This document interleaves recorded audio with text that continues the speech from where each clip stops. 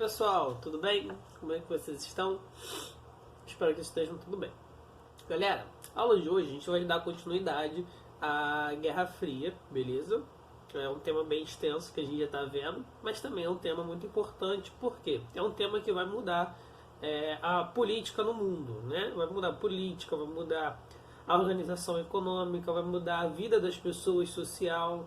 Então, tudo isso se torna extremamente importante para o nosso cotidiano, né? E é a partir desse momento que a gente vai ver. Hoje eu vou falar um pouco mais sobre a terceira fase, sobre a terceira fase da Guerra Fria. Então a gente está vendo que a Guerra Fria é dividida justamente em três fases, né? A sua primeira fase logo no momento pós-guerra, né, pós-Segunda Guerra Mundial, então você tem algumas articulações ali formadas. A segunda fase, né, principalmente ligado justamente aos conflitos, né, e também às corridas em si, então você vai ter a corrida armamentista, a corrida espacial e os conflitos paralelos. E a terceira fase você já vai ter justamente, né, algumas outras questões relacionadas à Guerra Fria, que a gente vai falar agora. Então, a terceira fase da Guerra Fria, galera, a gente vai lembrando, se você está acompanhando essa aula, por favor, baixe o slide, né, acompanhe com o slide para ficar muito mais fácil. O slide que está aqui justamente no ambiente virtual. E aí, quando a gente começa a falar, primeiro, o crescimento do capitalismo. Por quê? A gente vai ver nos slides seguintes, né, como é que vão se formar, como é que vai se formar, principalmente, né, o bloco capitalista, né? Quais são os países que vão se construir a partir do Muro de Berlim, né? E a gente vai ver que os países que vão se estruturar ali junto com o capitalismo vai ser os mais importantes e influentes do mundo pós Segunda Guerra Mundial, né? E também vai ser os mais ricos e que vão ajudar a fazer esse bloco capitalista. Isso vai fazer com que o capitalismo cresça em comparação ao crescimento do bloco soviético. Por quê? O bloco soviético, economicamente, na história dele, já era muito limitado. Por quê? Eram pequenos países, como, por exemplo, a Ucrânia. A Ucrânia nunca foi uma superpotência, por mais que fosse um país rico. A Bielorrússia, a Geórgia, são países do leste europeu que não tinham grandes riquezas, né? E assim também não tinham grandes recursos para enfrentar toda essa onda do capitalismo, que tinha toda uma estrutura econômica diferente, né, que a gente já viu do comunismo e do socialismo. E aí é difícil da gente entender. A terceira fase também é marcada justamente pelo papel da China em todo esse processo. Pô, China? China, por quê? A China, diferente um pouco dos outros países socialistas, né, durante esse período, ela não vai se fechar numa cortina de fumaça, quer dizer, numa cortina de ferro, como a União Soviética e outros países comunistas fizeram, né? A gente vai ver que a China ela é um caso diferente, é por isso que ela tem um asterisco, né? Que até 1960, 1968 para início de 70, ela sim se fechou na cortina de ferro, como os outros países comunistas, né, a fim de fechar as comunicações com os outros países capitalistas. Porém, a China, diferente dos outros países, né, ela não tinha as mesmas quantidades de recursos, e nem a própria União Soviética poderia dar recursos suficientes para que a China melhorasse. Por quê? Diferente dos países que a União Soviética ajudou no bloco comunista, né, como Cuba, Vietnã, Coreia do Norte e alguns outros países periféricos, a China é um país continental, um país enorme, né? Assim como a própria Rússia, é o terceiro maior país do mundo. Então a gente está falando do primeiro país do mundo e o terceiro maior país do mundo, né? Porém, qual é a grande questão? A China é uma civilização extremamente antiga em comparação aos outros, né? E já possuía uma grande população mesmo naquele tempo. E qual é a grande questão que isso vai ocorrer? Né? Ela vai fazer, durante a década de 50 e a década de 60, né, um período da Revolução Comunista Chinesa, você vai ter grandes questões ali a serem tratadas, né, projetos comunistas para a própria China, né, para recuperar a economia chinesa, porém nenhum deles vão ser suficiente. Só num outro governo na década de 70, né, que eles vão mudar as características dele. E eles vão ser e aí vai se iniciar a China que a gente conhece hoje, né, que vai atrair países capitalistas para o seu território, né, vai atrair justamente grandes empresas para poderem produzir na China com uma mão de obra muito barata por causa da população deles. Porém, eles vão dar características de um novo comunismo nesse período, né, que é o comunismo de governo. Então vai ser assim, a política deles é comunista, né, enquanto a economia deles vai ser justamente uma economia capitalista, né. E aí é por isso que a China se diferencia tanto nesse período e por isso que ela vai ter um hashtag, porque ela vai se comunicar de uma forma com o capitalismo e vai se fechar para um outro lado com o comunismo, né, e a sua política. E aí é por isso que ela tem um asterisco aí. Depois, nessa terceira fase, a gente vai ver o colapso em si, né, o fim, na verdade, da União Soviética. A gente vai ver ele que no meado da década de 80, né, então 1980 até 1990, que vai ser o fim realmente da União Soviética, né, e que vai justamente um período que vai ser 1989, que vai marcar o fim do Muro de Berlim e vai dar início à decadência total da União Soviética. Né? E a característica do fim disso tudo, né, o símbolo vai ser justamente a queda do Muro de Berlim.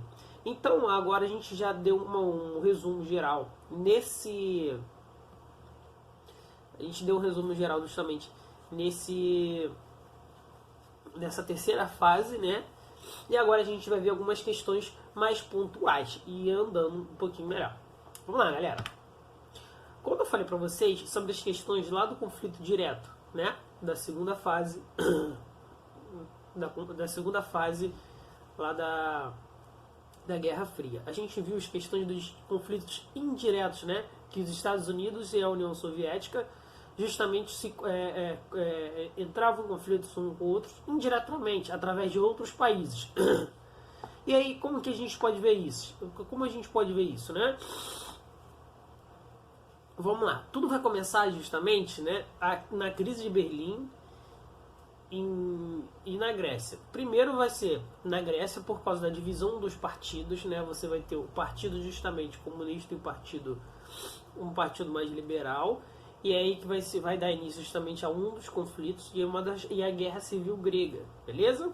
E aí você vai ter tanto o lado comunista quanto o lado capitalista e os dois se apoiando, quer dizer, e os dois, né, entrando em conflito e os dois apoiando um dos lados.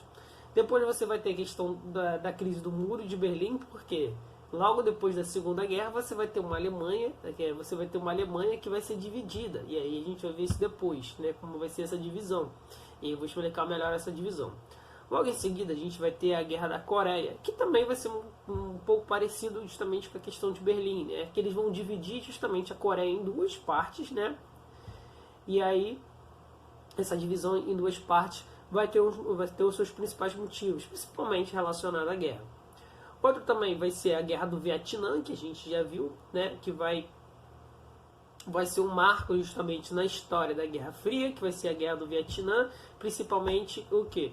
Os americanos combatendo, né, os vietnamitas. E aí você tem dos lados, no Vietnã do Sul, os Estados Unidos apoiando os vietnamitas do Sul, né, o capitalismo, e no Norte os Vietcongs, né, do Norte, justamente apoiados pela União Soviética e pela China. Enquanto lá em 1962 você também vai ter não só a crise dos mísseis, né, que a gente já viu, e também a gente vai ter uma tentativa de invasão ao território cubano depois da Revolução Cubana, né, que os Estados Unidos vai enviar alguns cidadãos cubanos que se refugiaram justamente nos Estados Unidos para tentar retomar o território, né?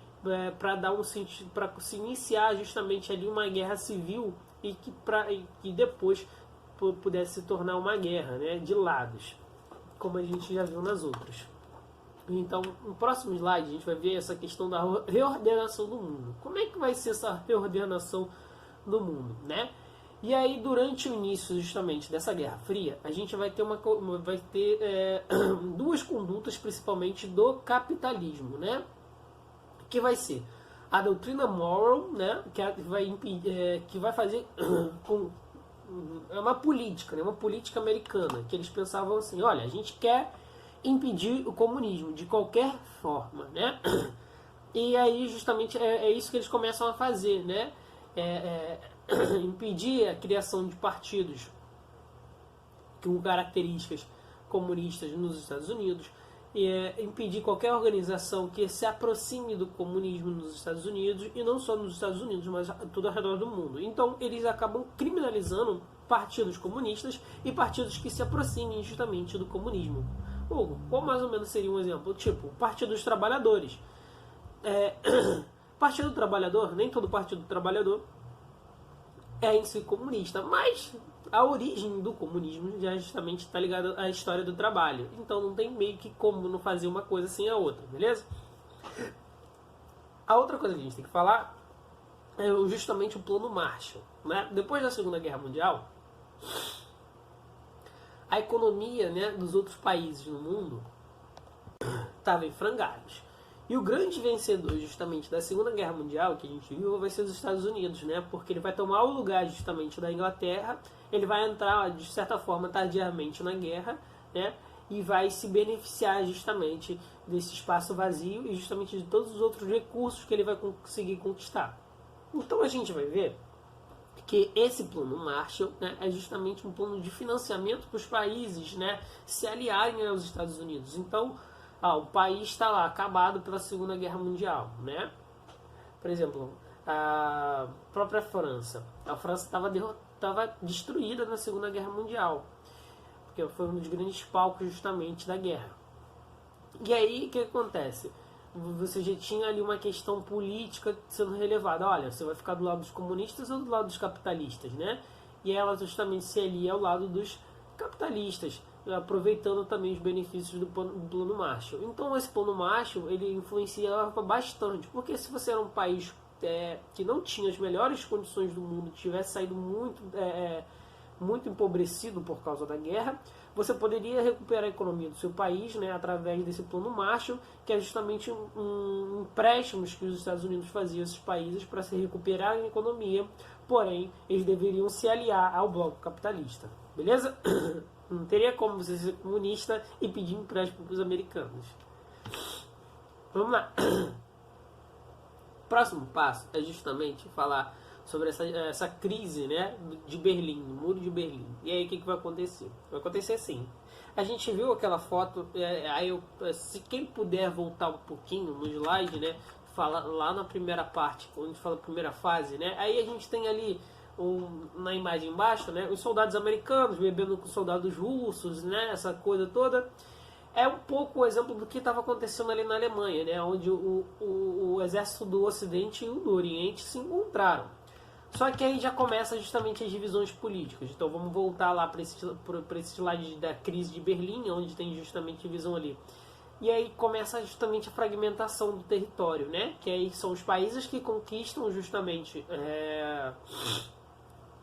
a Alemanha, e eles começam a fracionar esse território alemão, né? E aí na tentativa de chegar em acordos, né, de como vai se fazer isso, né, a União Soviética prefere justamente se fechar. E aí que dá o início justamente da questão do que se chama de cortina de ferro, né? Porque ela constrói um muro gigantesco, né, de mais de 300 quilômetros praticamente por toda Berlim, né, que é a capital, que era a capital da Alemanha naquele período, e que é hoje em dia também a capital da Alemanha. Então o que você vai ter ali? Né? Esse muro que eles começam a construir, né, começam a construir com arame farpado, depois vai se construindo como um muro de verdade, e tem momentos que ele vai ser extremamente largo e grande. E esse muro tinha uma característica simbólica, né, que guarda justamente essa ideia da cortina de ferro e principalmente das divisões claras entre um bloco comunista e um bloco capitalista, né? E aí a gente vai ver que é o seguinte, né? Esse bloco capitalista, e a gente olha para o outro lado, né, é formado pelas principais potências antes mesmo da Segunda Guerra Mundial, né? Estados Unidos, Inglaterra e França. Perdão, gente. É que esse tempo seco já não está me ajudando. Perdão, desculpa. Então, olha só. A gente entendendo isso, a gente entende como que como essas questões econômicas também são importantes e como elas são importantes na política, ok? Vamos lá.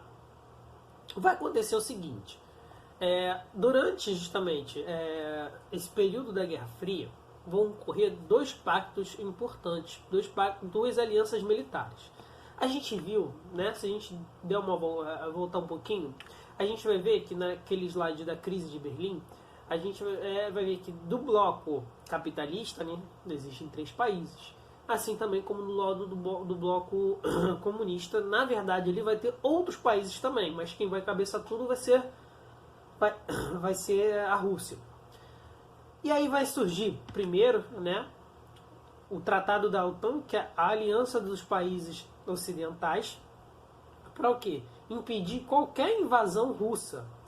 Porque a Rússia estava muito próximo, justamente, dos outros países. E aí, para impedir, justamente, que a Rússia, com todo o seu exército poderoso, né, invadisse esses outros países pequenos, como ela fez durante boa parte, né, da Guerra Fria, eles criam esse tratado. E esse tratado funciona assim. Se você faz parte desse tratado, né, quem encabeça esse tratado é os Estados Unidos está do outro lado do Oceano Atlântico, né, e mais mantém um exército enorme ainda logo no início da Guerra Fria no território europeu. E aí o que ele faz? Olha, eu vou criar esse tratado aqui para a gente manter o seguinte.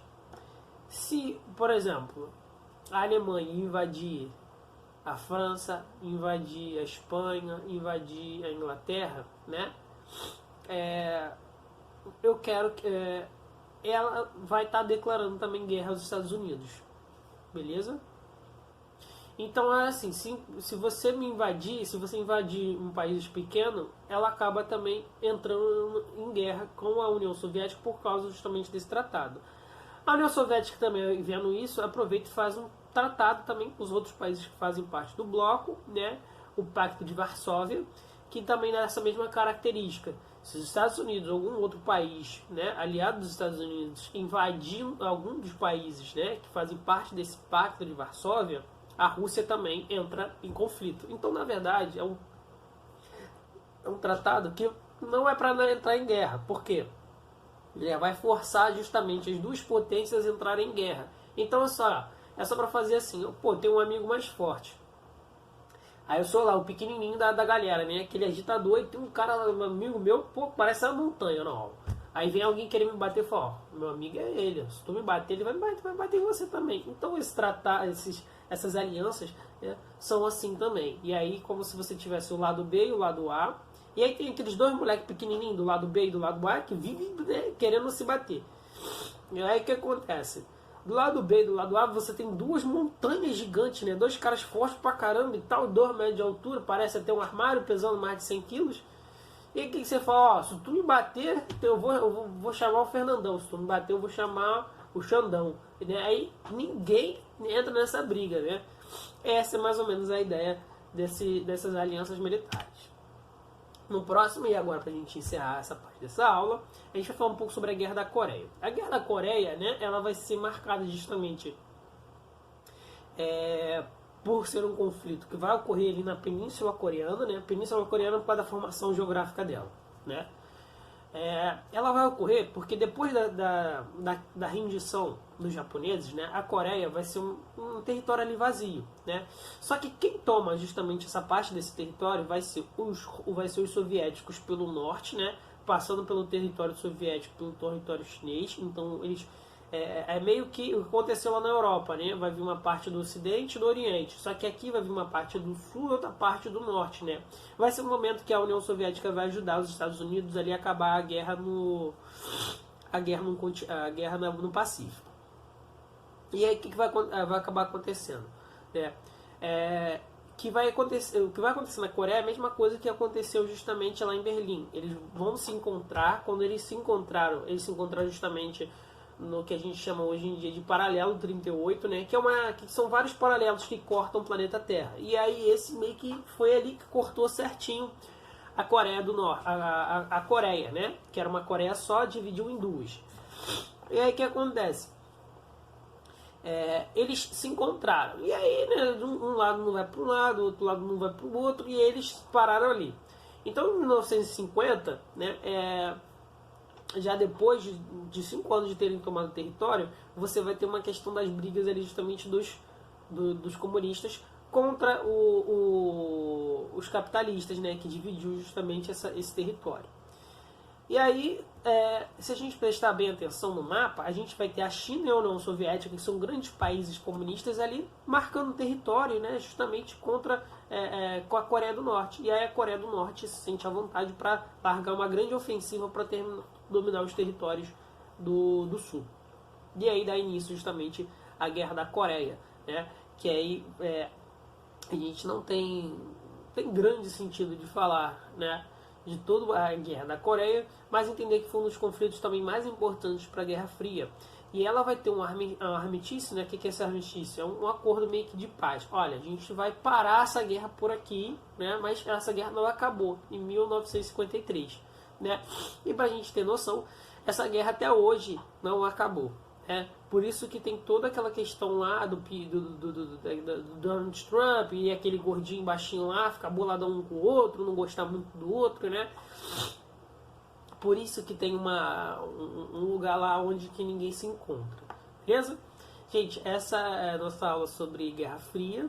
E na próxima aula a gente termina o conteúdo. Beleza? Até a próxima. Um abração para vocês.